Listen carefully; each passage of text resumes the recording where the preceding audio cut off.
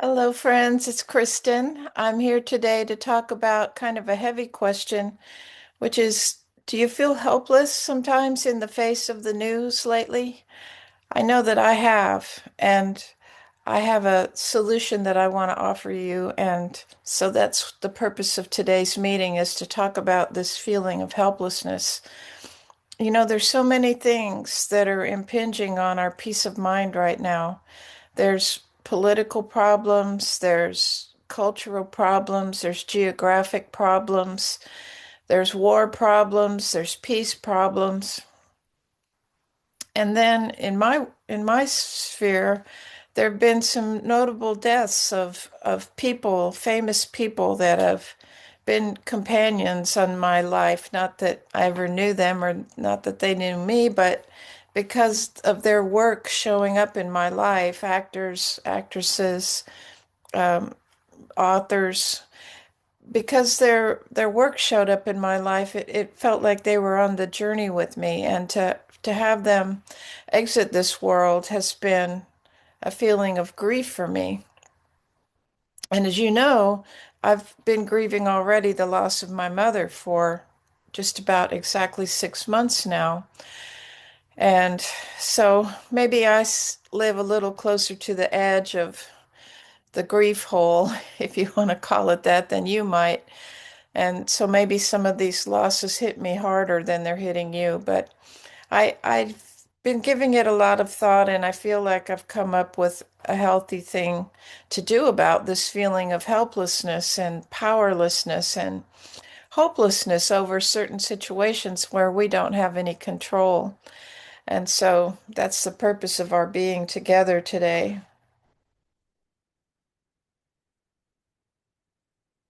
There's a lot that science tells us about these feelings of helplessness, hopelessness, powerlessness. And as you can imagine, these are states, these are feelings that are not sustaining to the body. They cause the sympathetic nervous system to cause us to contract and freeze. And this is a very negative message to the body. It's a message that we're not safe here and there's nothing we can do about it. So we don't want to persist in those feelings. When you notice hopelessness, helplessness, powerlessness, thoughts running through your mind, this is kind of a red flag time to say, wait a minute, wait a minute. I am not going to accept this state for myself. And so because part of our reason for being together is about how this ages the body, I want to talk a little bit more about why you don't want to let this freeze situation continue in your body. The first thing is actually more the solution than the problem. HeartMath is an organization that does research on the effect of the heart on its environment and not only the outer environment, but the inner environment.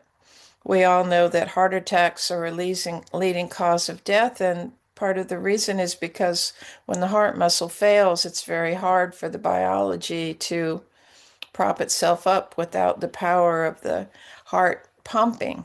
But the heart is so much more than just a pump, and HeartMath research has they've used brilliant research frameworks in order to study this that are well established and peer reviewed, and it's just gold level science that we can count on, that it's very important for us to cultivate what HeartMath calls heart coherence. And we do that as luminaries. We do that with the practice of breathing. This box breath that we do with a lot of our practices is very important because it helps the heart go from the chaoticness of this freeze response back into a nice rhythm that's called coherence. And so when your heart is in a coherent state, it's broadcasting as far as possible. And it can be very far for people that cultivate a big range for their heart coherence just by being stronger. I mean, the heart is a muscle in the first place, but when you practice achieving heart coherence, that's a different kind of then it's not a physical muscle so much as it's an alignment of body, mind, and spirit that allows this energy of your heart coherence to reach out. And HeartMath, they do some very beautiful things. They have a once a month group that you can join for free that you meditate together for global peace.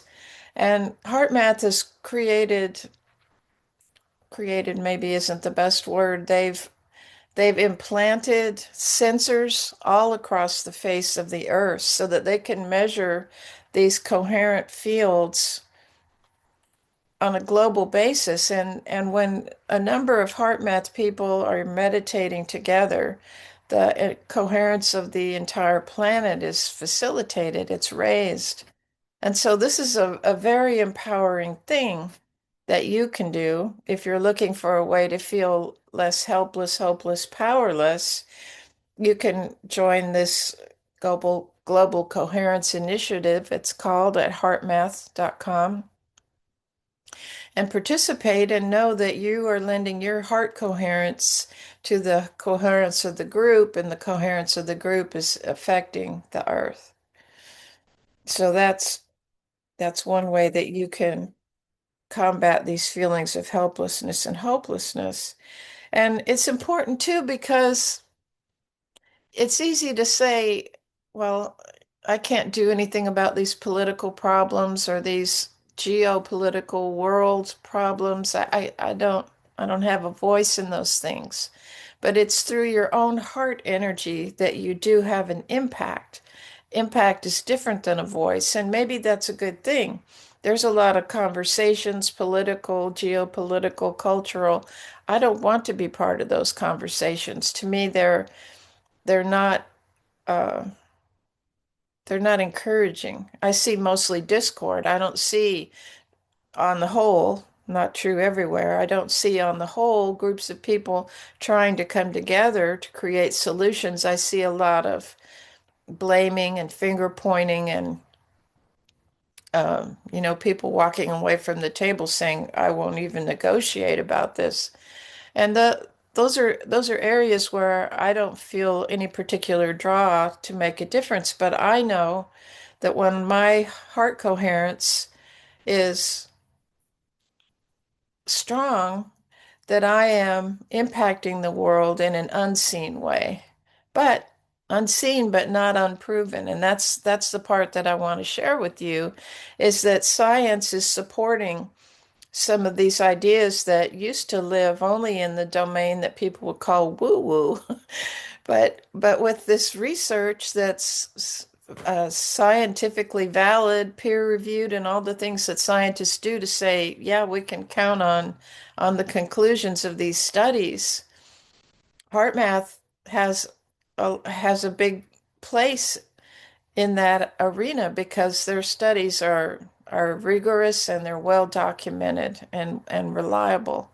So this shift from feeling helpless and powerless to I'm contributing my heart energy to the whole of life. I think it's a way to not only help the world, but it's a way to help yourself because when you've activated your heart coherent energies, you step away from that freeze that's such a has such a negative impact on your physiology. So let's just do a little bit of a guided practice, just a short one. And if you can, if it's safe for you to do so, put your hand on your heart and close your eyes. And just allow yourself to breathe in for 4, hold for 4, out for 4, hold for 4, in for 4, hold for 4, out for 4, hold for 4. Last time. In for 4, Hold for 4, out for 4, hold for 4. And just allowing yourself to feel how centering and grounding that is to bring your heart back into a breathing rhythm that supports coherence. Feel the weight of your hand on your chest and the warmth that it's created between the hand and the heart. And allow that to be soothing. Allow that feelings of soothing, of relaxation, of attention, knowing that right now you're paying close attention to yourself. You're giving your nurturing, your caring, your kindness, your compassion, directing that toward yourself in this moment.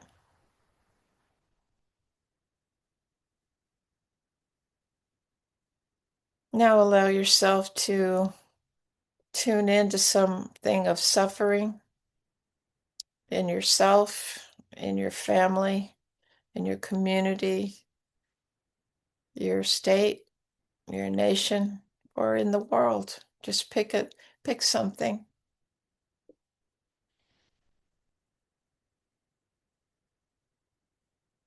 And feel your compassion for the suffering that's represented in what you're focused on. Don't try to change it, just allowing yourself to feel compassion for it. And then sending this feeling of heart coherence into that.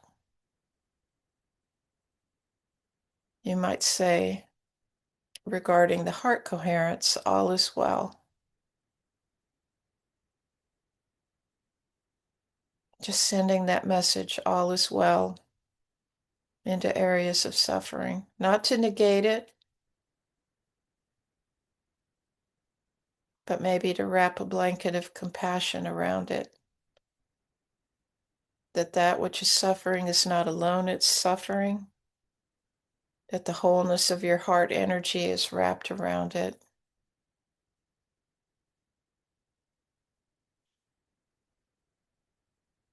And just taking a few breaths there, just breathing your compassion into that suffering.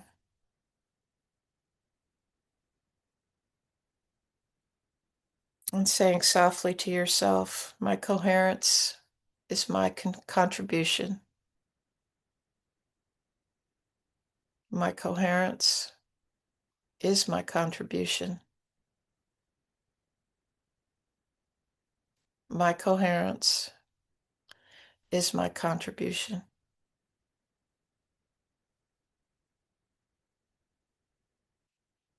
And then pausing there as long as you need to or want to. Could move into a deeper meditation at this point, or you can just come back into your day. And saying 3 times out loud, I tend the living flame for all of us. I tend the living flame for all of us. I'm tending my living flame for all of us.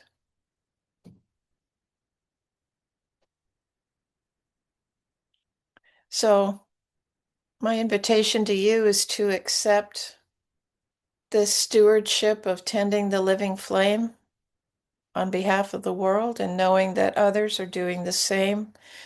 Many doing something similar that isn't this language, my language, but that are as various people come and allow them their compassion to be their strongest suit, their forward facing suit into the world, that those of us who feel the rightness of love as an answer, not Hallmark sentimentality, not codependence, but this unconditional sense of connection, that the world is a creation, that we are on this little planet hurtling through space together.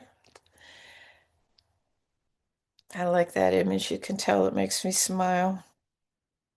And so adopting this as part of your willingness to be part of the solution, your heart is not too small. Your heart is perfectly sized. It's perfectly designed to send this wave of coherent energy out. Radical aliveness doesn't mean the absence of grief or the inability to grieve or a Pollyanna view of the world that says everything is bright and rosy, because we know that's not the case. But we do know that beyond our ability to understand the mystery of life and to know exactly how these problems will be solved, that the solution comes from loving hearts joining together to perceive differently the the the definition of the problem, and because of that shift, seeing solutions that are already available. Because so many problems have been solved if we were only to implement. So, my invitation to you today is to relax in the participation of keeping your own living flame burning bright. Love you so much. See you next time.